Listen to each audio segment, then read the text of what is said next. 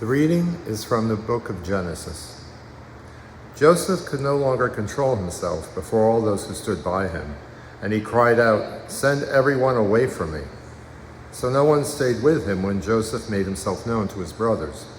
And he wept so loudly that the Egyptians heard it, and the household of Pharaoh heard it.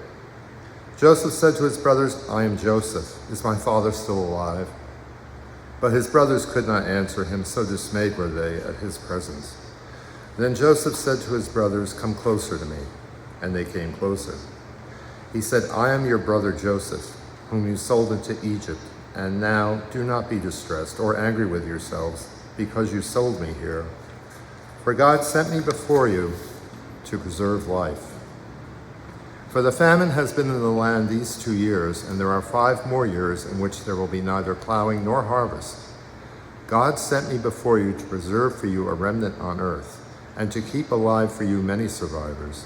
So it was not you who sent me here, but God. He has made me a father to Pharaoh, and lord of all his house and ruler over all the land of Egypt.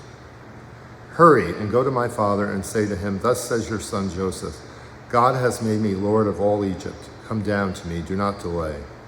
You shall settle in the land of Goshen, and you shall be near me, you and your children and your children's children, as well as your flocks, your herds, and all that you have.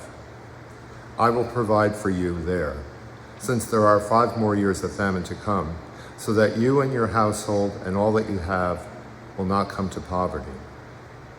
And now your eyes and the eyes of my brother Benjamin see that it is my own mouth that speaks to you.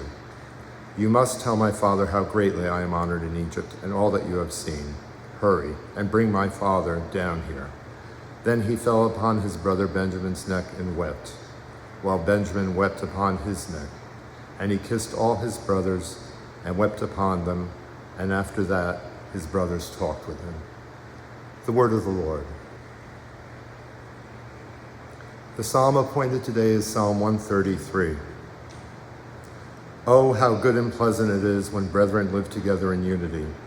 It is like fine oil upon the head that runs down upon the beard of Aaron, and runs down upon the collar of his robe. It is like the dew of Hermon that falls upon the hills of Zion. For there the Lord has ordained a blessing, life forevermore. A reading from the letter of Paul to the Romans. I ask then, has God rejected his people? By no means. I myself am an Israelite, a descendant of Abraham, a member of the tribe of Benjamin. God has not rejected his people whom he foreknew. For the gifts and the calling of God are irrevocable. Just as you were once disobedient to God, but have now received mercy because of their disobedience, so they have now been disobedient, in order that by the mercy shown to you, they too may now receive mercy. For God has imprisoned all in disobedience, so that he may be merciful to all. The word of the Lord. Thanks be to God.